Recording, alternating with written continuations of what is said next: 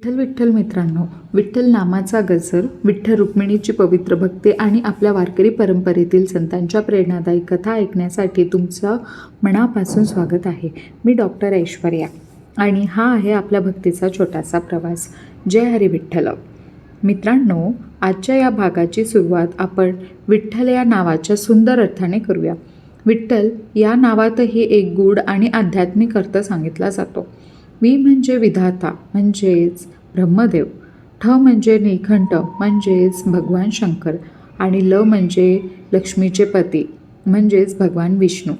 म्हणजेच विठ्ठल या नावात ब्रह्मा विष्णू महेश या तिन्ही शक्तींचा सुंदर संगम मानला जातो. म्हणूनच विठ्ठल हे केवळ एक दैवत नसून संपूर्ण सृष्टीचे देवतत्व मानले जाते. मित्रांनो, आपल्या विठुरायाला अनेक प्रेमळ नावांनीही ओळखले जाते, जसे पांडुरंग, विठ्ठल, विठोबा, विठुराया, पांडुरंग, पांडुरंग विठ्ठल, पंढरीनाथ, हरी आणि पांडुरंग महाराज. भक्त आपल्या प्रेमाने आणि श्रद्धेने विठ्ठलाला या विविध नावांनी हाक मारतात. या प्रत्येक नावामागे एक सुंदर अर्थ आणि कथा दडलेली आहे आणि या ब्लॉगच्या पुढील भागांमध्ये आपण प्रत्येक नावाचा अर्थ आणि त्यामागील कथा एक एक करून ऐकणार आहोत. आपल्या महाराष्ट्रात विठ्ठल रुक्मिणी हे केवळ दैवत नाही तर प्रत्येक वारकऱ्यांचे मायबाप मानले जातात. भक्तांच्या प्रेमासाठी त्यांच्या हाकेला धावून येणारे देव म्हणजे विठ्ठल आणि भक्तांवर माया करणारी माता म्हणजे रुक्मिणी. धर्मग्रंथानुसार विठ्ठल हे भगवान विष्णूंचे रूप मानले जाते आणि रुक्मिणी माता हे लक्ष्मीचे रूप आहे.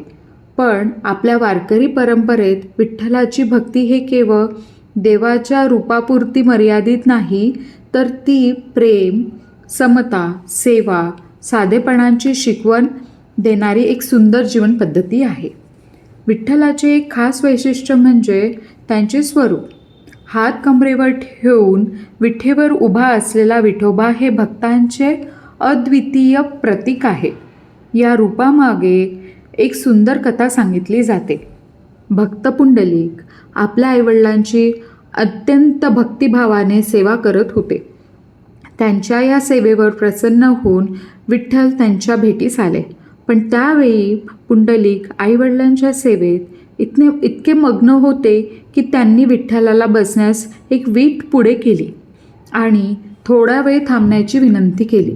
भक्ताच्या या सेवाभावाने आनंदित होऊन विठ्ठल त्या विठेवर उभेच राहिले. असे मानले जाते की तेव्हापासून विठ्ठल विटेवरच उभे राहून भक्तांची वाट पाहत आहे. या कथेतून आपल्याला एक मोठा संदेश मिळतो. आईवडिलांची सेवाच हीच खरी देवसेवा आहे.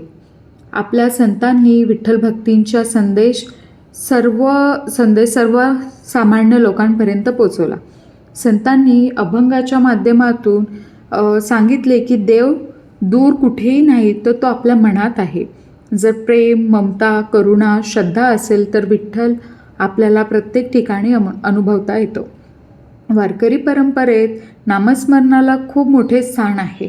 विठ्ठल विठ्ठल किंवा रामकृष्ण हरी या नामाचा जप करत भक्त आपल्या मनाला शांत करतो आणि देवाशी एक आत्मीय नाते जोडतो. मित्रांनो, विठ्ठल रुक्मिणीची भक्ती आपल्याला साधेपणा, प्रेम, समता आणि सेवा शिकवते.